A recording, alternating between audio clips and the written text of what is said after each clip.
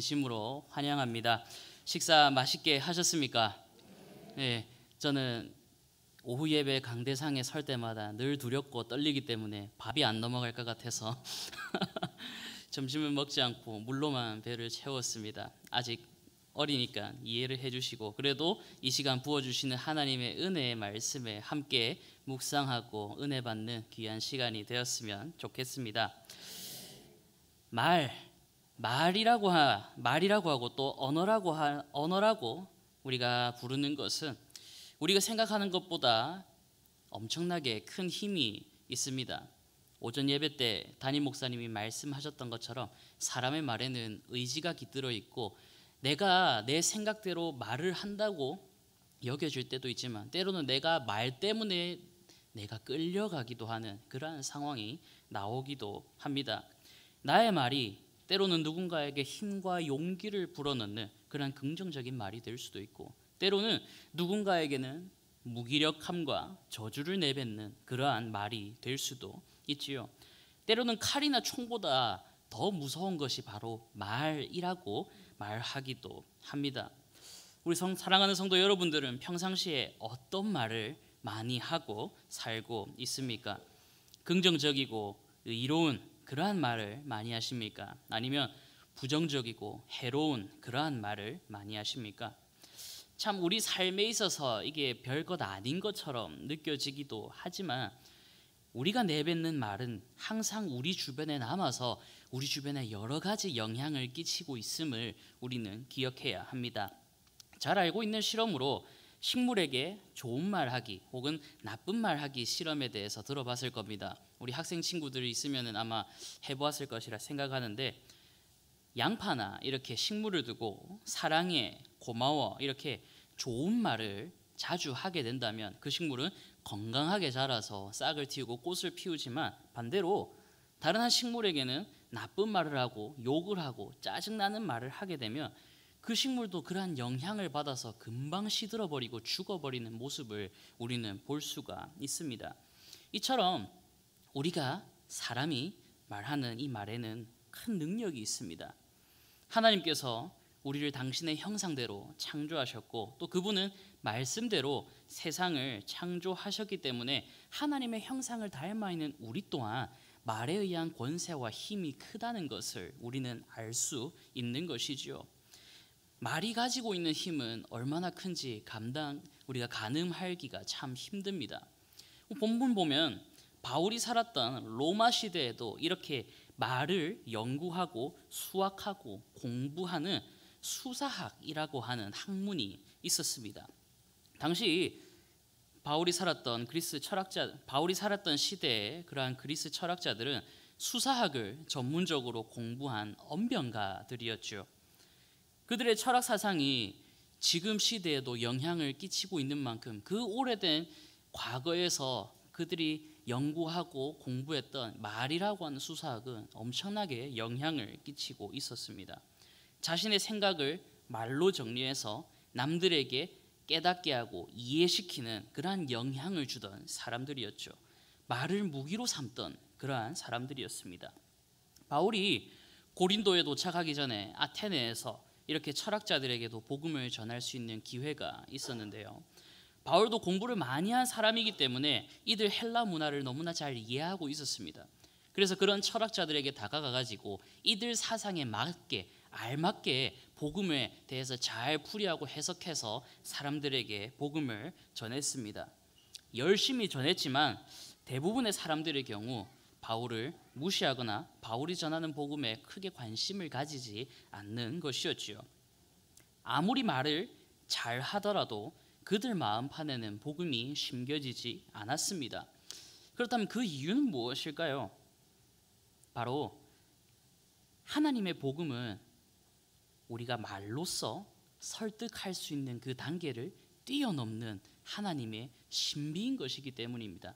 우리가 말을 할 때 이 말에 힘이 있다고 하지만 아무리 우리가 말하는 말에 힘이 있다고 한들 하나님께서 함께 하시지 않는다면 그저 울리는 꽹과리가 될 뿐이고 그 복음은 전혀 사람들의 마음판에 심겨지지 않을 것입니다. 하나님의 숨겨진 비밀이지요. 그래서 사도 바울은 별 소득 없이 아테네에서 나와서 이제 고린도로 건너가게 됩니다. 그리고 고린도에서 건너와서 복음을 전하는데 신비한 일이 일어납니다.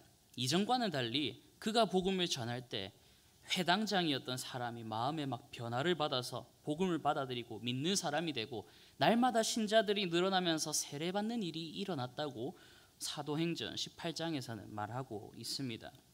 주님께서도 밤에 바울 가운데 환상 중에 나타나셔서 바울아, 네가 두려워하지 말고 계속해서 복음을 전해라. 내가 너와 함께한다 라고 하면서 바울을 위로해 주기도 하였습니다. 그래서 바울은 그가 했던 선교 여행 기간 중에서 참 오랫동안 고린도에 머물러 있었는데 무려 1년 6개월 동안 고린도에 머물러 있으면서 그들에게 복음을 전하고 가르치게 되었지요. 과연 아테네에서와 고린도에서의 차이점은 무엇이었을까요? 바울은 분명 모든 순간에서 최선을 다해 동일한 예수 그리스도의 복음을 전했습니다. 하지만 그 결과가 다르게 나타난 이유가 분명 있다는 것이지요. 사랑하는 성도 여러분, 분명 우리의 입술은, 우리의 말은 놀라운 힘이 있다는 것은 사실입니다. 하나님께서는 복음도 우리의 말을 통해서 전도의 미련한 방법으로 하나님의 구원의 역사를 이루어 가고 계시니까요. 하지만 우리에게 있어서 우리의 말보다 더 중요한 것은 성령님이 과연 나와 함께 하시는가, 성령님께서 우리와 함께 하고 있으신가 아니신가, 이것이 기준이 되어야 한다는 것입니다. 우리가 오늘 오전 말씀에서도 이스라엘 백성들이 믿음을 가지고 하나님의 방법에 순종을 하지 않았습니까? 전혀 이해할 수 없는 그 방법, 하나님의 방법이었지만 그들은 그저 믿음 가지고 순종했습니다. 그렇게 그들이 하나님의 방법에 순종하며 나아갔을 때 하나님께서는 놀라운 기적의 역사를 보여주셨지요.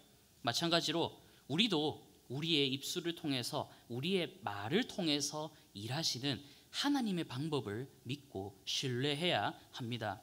오늘 본문에서 바울이 고린도 교회 성도들에게 편지하면서 사람의 말이나 지혜가 아니라 오직 예수 그리스도의 복음의 능력을 강조했던 것처럼 우리 또한 우리의 지혜와 지식, 나의 말이나 그런 능력이나 의지를, 나의 말의 능력을 의지하는 것이 아니라 우리를 통해 역사하시는 성령 하나님의 능력을 믿고 그분의 능력을 의지하며 나아가는 저와 우리 모든 성도 여러분들이 되시기를 간절히 소망합니다. 그렇다면 오늘 말씀을 통해서 우리가 믿고 의지해야 할 것은 무엇이겠습니까? 첫 번째로는 바로 예수 그리스도의 십자가 복음입니다. 우리 오늘 본문 말씀 고린도전서 2장 1절과 2절 말씀을 함께 읽어보겠습니다. 형제들아, 내가 너희에게 나아가 하나님의 증거를 전할 때 말과 지혜의 아름다운 것으로 아니하였나니 내가 너희 중에서 예수 그리스도와 그가 십자가에 못 박히신 것 외에는 아무것도 알지 아니하기로 작정하였음이라. 아멘. 아멘. 교회 다니는 것은 참 좋은데 딱 하나 어려운 일을 꼽는다면 많은 사람들이 아마 전도라고 답을 할 것입니다. 우리가 복음을 듣고 예수님을 믿으면서 다른 믿지 않는 자들에게 복음을 전하는 일은 교회의 정체성으로 여길 만큼 아주 중요한 사역이지요. 만약 복음이 전파되지 않았다면 오늘날 이 자리에 앉아 있을 사람은 아무도 없을 것입니다. 이렇듯 복음은 계속해서 확산되어야 하고 움직여야 합니다. 하지만 어느 순간부터인가 많은 사람들이 복음을 전하는 일을 어려워합니다. 저도 많이 어려워합니다. 세상 누구보다 우리는 복음을 붙들고 살아야 되고 복음을 전하는 삶을 살아야 하지만 복음 전하는 일을 참 어려워합니다. 왜 그럴까요? 오늘 바울의 모습을 통해서 예를 들을 수 있을 거라 생각되는데요. 바울이 고린도에서 복음을 전하기 전에 아까 전에 아테네에서 복음을 전했다고 하지 않았습니까? 철학자들을 상대로 복음을 전했지만 그들은 바울이 전하는 복음을 마음판에 새기지 못했습니다. 분명 바울은 자신이 가지고 있던 지식과 말과 여러 가지를 통해서 그들이 듣기 아주 적합한 복음을 전했을 것입니다. 당시에는 그렇게 말과 지식을 전하는 방법이 너무나 중요한 시대였으니까요. 바울 또한 철학을 많이 공부했고 똑똑한 사람이었기 때문에 분명 그가 전한 복음은 누가 들어도 하나님의 말씀인 복음, 우리가 받아들일 수 있을 만한 그러한 복음이었을 것입니다. 하지만 돌아온 반응은 너무나 냉랭했습니다. 사도행전 17장 32절과 33절 말씀을 우리 함께 읽어보겠습니다. 그들이 죽은 자의 부활을 듣고 어떤 사람은 조롱도 하고 어떤 사람은 이 일에 대하여 내 말을 다시 듣겠다 하니 이에 바울이 그들 가운데서 떠나매. 아멘. 비록 몇몇 사람들이 호기심을 가지고 다가왔지만 그들의 궁금증은 단지 그저 바울이 전하는 처음 들어보는 이 예수라는 신에 대한 궁금증과 호기심일 뿐이었습니다. 대부분의 경우 바울이 전하는 복음을 조롱할 뿐이었지요. 그래서 바울은 깨닫게 됩니다. 내가 복음을 전하는 것이 내 말하는 능력과 나의 지식과 지혜로 하는 것이 아니구나. 그래서 그는 다짐을 하게 됩니다. 내가 이후에 복음을 전할 때는 나 자신의 어떠한 지식이나 말의 능력이 아니라 정말로 순수하게 예수 그리스도의 십자가 복음을 전하기로 그는 다짐을 했던 겁니다. 그리고 그 다짐의 첫 전도지로 선택된 곳이 바로 고린도 지역이었던 것이지요. 자신의 어떠한 지식이나 말의 논리가 아닌 정말로 순수한 복음을 가지고 전도하는 것은 쉬운 일이 아니었습니다. 오늘 읽은 본문 고린도전서 2장 3절 말씀을 보면 바울조차도 스스로 내가 약하고 두려워하고 심히 떨었다라고 말하고 있지요. 하지만 바울은 순수하게 예수 그리스도의 십자가 복음을 전했을 때 하나님께서 일으키는 놀라운 역사를 바라보았습니다. 주님께서 환상 중에 나타나셔서 힘내라고, 내가 너와 함께한다고, 두려워하지 말고 복음을 증거해라고 하셨고, 그가 복음을 전할 때마다 믿는 사람들이 늘어나고 세례받는 사람들이 늘어났습니다. 사랑하는 성도 여러분, 복음은 무엇일까요? 복음은 무엇입니까? 우리가 잘 알고 있죠. 복음은 기쁜 소식입니다. 우리가 들었을 때, 우리가 그리스도인들이 들었을 때 너무나 기뻐하는 기쁜 소식이 바로 복음인 것입니다. 그렇다면 우리가 들었을 때 기쁜 소식은 과연 무엇일까요? 하나님께서 우리를 죄에서 건지시기 위해 그분의 하나뿐인 아들 예수 그리스도를 이 땅에 보내주시고 영원히 죽을 수밖에 없는 나를 대신해서 십자가를 지게 하신 것입니다. 그분이 죽으심으로 나는 구원을 받았고 그분이 죽음에서 부활하심으로 우리 또한 영원한 생명을 누리며 살 수 있게 된 것이지요. 이걸 통해서 우리가 좋은 소식, 기쁜 소식, 복음이다라고 말하는 것이지 않습니까? 그래서 복음은 바로 예수 그리스도의 십자가, 딱 그거 하나만으로 깔끔하게 완결되는, 우리에게 있어서 그 무엇보다 기쁜 복음이라는 소식인 것입니다. 사랑하는 성도 여러분, 얼마나 감사한 일입니까? 하나님께서 우리를 구원하시는 일에, 복음에 대한 이 사역에는 우리의 어떠한 노력이나 사람의 행위가 들어가 있지 않습니다. 전적으로 100% 하나님이 하신 일이고 예수님께서 순종하신 역사인 것입니다. 그래서 우리가 유일하게 전할 복음은 다른 어떤 말에 유사한 언어나 나의 어떤 재력이나 자랑이나 선물이나 이러한 것들보다 가장 우선시 되어야 되는 것은 순수한 복음, 바로 예수 그리스도의 십자가를 전하는 사실인 것입니다. 다른 미사 요구 필요 없이, 사람의 말과 지혜 필요 없이 오직 예수 그리스도의 십자가로 복음은 충분하다고 바울은 오늘 우리에게 말하고 있는 것입니다. 그런데 당시 고린도 교회 성도들은 바르지 못한 신앙 속에서 여러 가지 문제를 가지고 있었습니다. 비록 그들이 헬라 철학을 오랫동안 공부해서 정말로 똑똑하고 말에 대한 지식이 풍부했다고 하지만 사도 바울이 떠난 이후에 그들 안에서는 여러 가지 당파 문제, 음행의 문제, 성도들 간의 소송 문제, 우상과 재물의 문제 등 정말로 심각한 상황 가운데 고린도 교회가 놓여 있었습니다. 왜냐하면 그들 가운데 복음은 오직 예수 그리스도로는 부족하다고 느꼈기 때문입니다.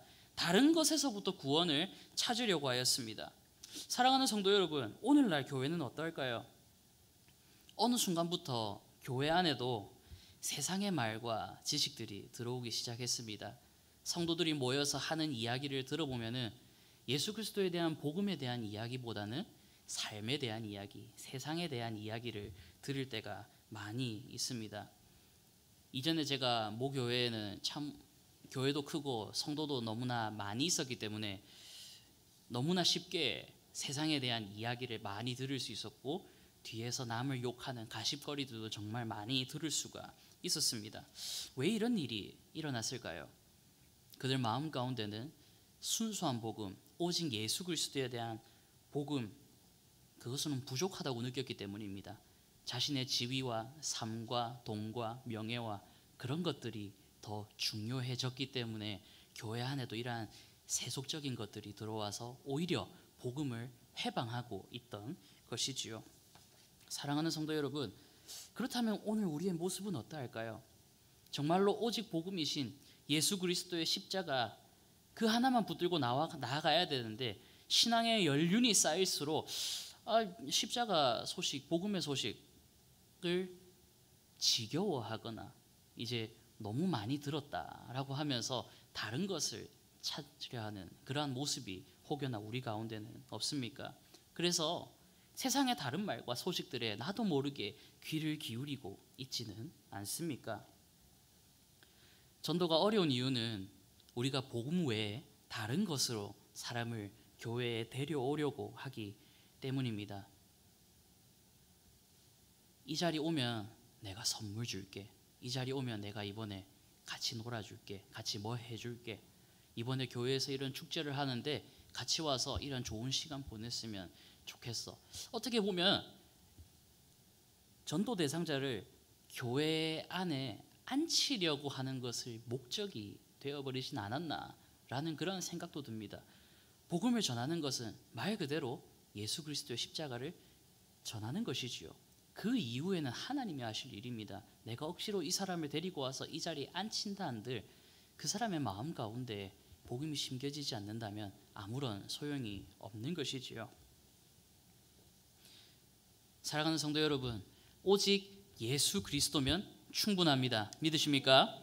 고린도 교회 성도들뿐만 아니라 오늘 우리에게도 동일합니다. 예수 그리스도의 십자가 사역을 통해서 복음의 삶을 우리는 살아가야 한다는 것입니다. 나도 모르게 세상 말에 귀를 기울이고 나도 모르게 세상 사람들의 시선을 따라가는 그런 모습이 아니라, 주님, 내가 다시 예수 그리스도의 십자가 복음만 순수하게 붙들 수 있도록 나와 함께하여 주시옵소서. 이런 믿음의 고백이 오늘 저와 우리 모든 성도 여러분들의 고백이 되시기를 간절히 소망합니다. 두 번째로는 우리가 성령님의 능력을 의지해야 한다고 말하고 있습니다. 오늘 고린도전서 2장 4절과 5절 말씀을 한번 함께 읽어보겠습니다. 내 말과 내 전도함이 설득력 있는 지혜의 말로 하지 아니하고 다만 성령의 나타나심과 능력으로 하여 너희 믿음이 사람의 지혜에 있지 아니하고 다만 하나님의 능력에 있게 하려 하였노라. 아멘. 바울은 말합니다. 복음은 화려한 말이나 논리 정연한 그러한 설득을 통해서 깨달아지는 것이 아니라는 것이죠. 복음은 논리에서 논리로, 사람의 생각에서 생각으로 전해지는 것이 아니라 영에서 영으로 전해지는 것입니다. 이 영은 무엇입니까?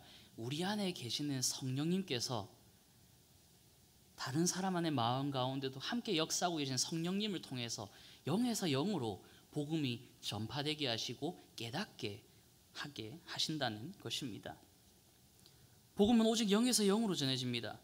바울은 이것을 깨닫고 성령의 능력이 없이는 복음을 전할 수도 없고 깨달을 수도 없다는 것을 오늘 우리에게 전하고 있는 것입니다. 사랑하는 성도 여러분, 성령 충만하시기를 소망합니다. 우리가 말씀 안에 있고 성령이 우리 안에 충만하다면 얼마든지 복음을 전할 기회가 찾아올 것입니다. 우리가 성령 충만하다면 하나님께서 분명 복음이 필요한 사람들을 우리 가운데 붙여주실 것입니다. 내가 하는 것이 아니지요. 하나님이 붙여주시고 하나님이 인도해 주시는 그 사람을, 하나님이 택한 사람을 우리가 이 자리로 데리고 오는 것이 아니겠습니까? 하나님과 만나게 하는 것이지 않습니까? 지금까지 복음이 전파된 역사를 한번 돌아봅시다. 사도 바울은 전도 여행을 하면서 자기 마음대로 가서 복음을 전하지 않았습니다. 성령님께서 인도하시는 곳으로 가서 그곳에서 복음을 전하고 다름으로 또 나아갔던 것이지요. 처음에는 자신의 지식과 말로 복음을 전했을지도 모르겠습니다. 하지만 시간이 지나면서 바울은 결국 성령님의 인도하심에 따라 복음이 전파된다는 것을 깨달았습니다. 아무리 세련된 말과 논리적인 말솜씨로 복음을 전한다고 한들 그 안에 감추어진 구원의 비밀을 깨닫지 못한다면 아무런 소용이 없는 것임을 깨달은 것이지요.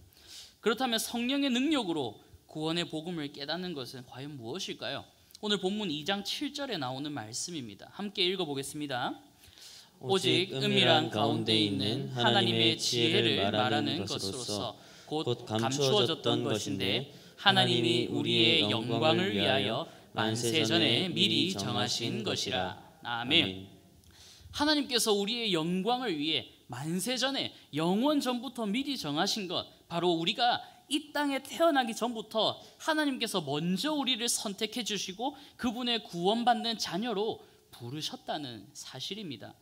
이것을 깨닫게 하시는 분은 다름 아닌 성령님의 능력입니다.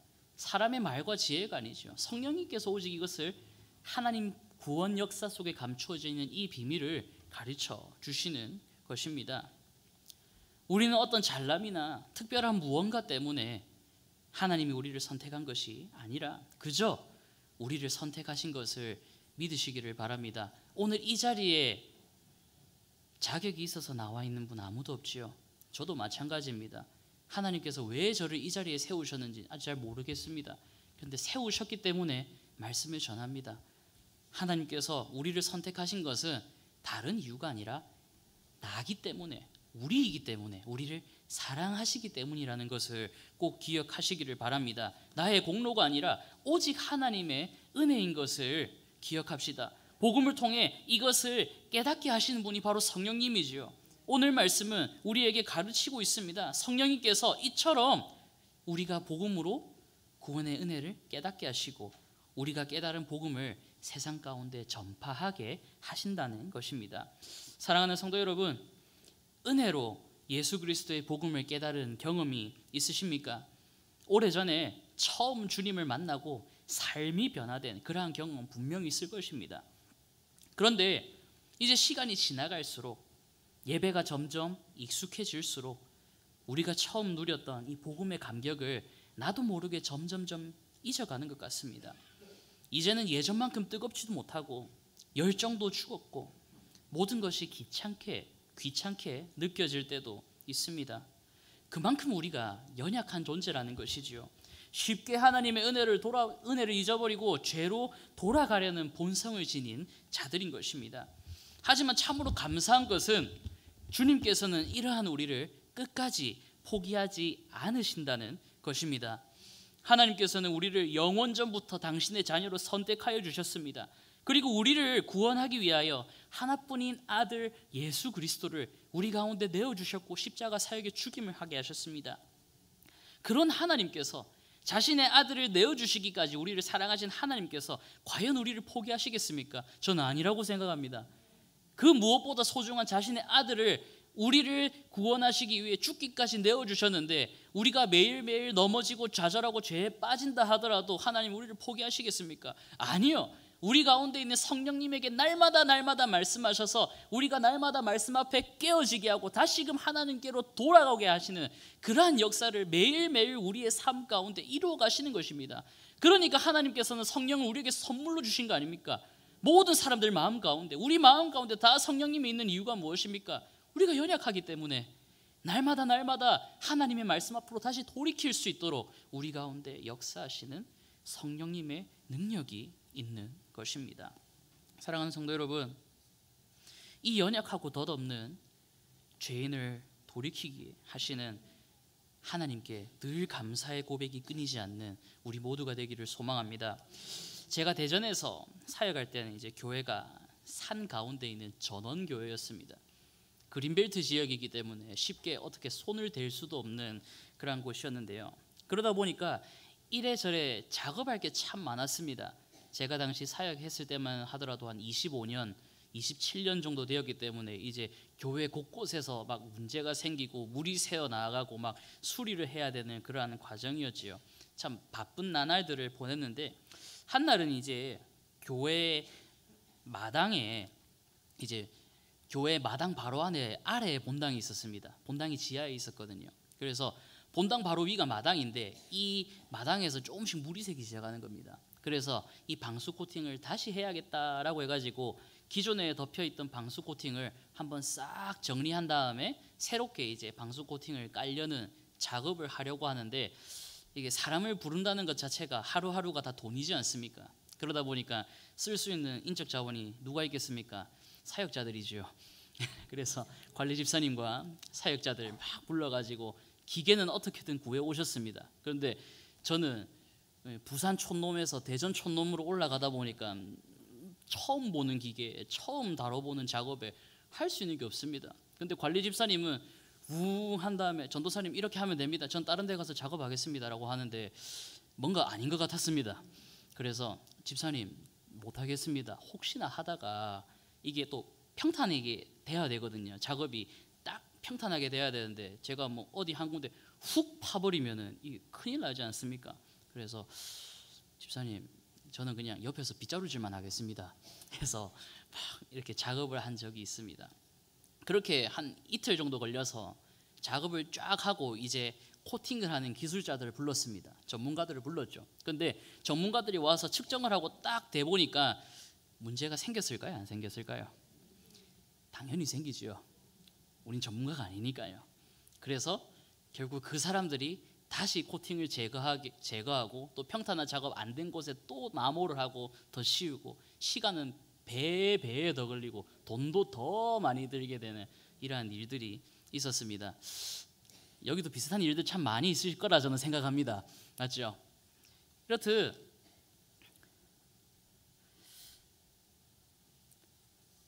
전문가가 아닌 사람들이 한다면 결국 실수하는 부분이 생기기 마련입니다. 하자가 생기고 결함이 생길 수밖에 없지요.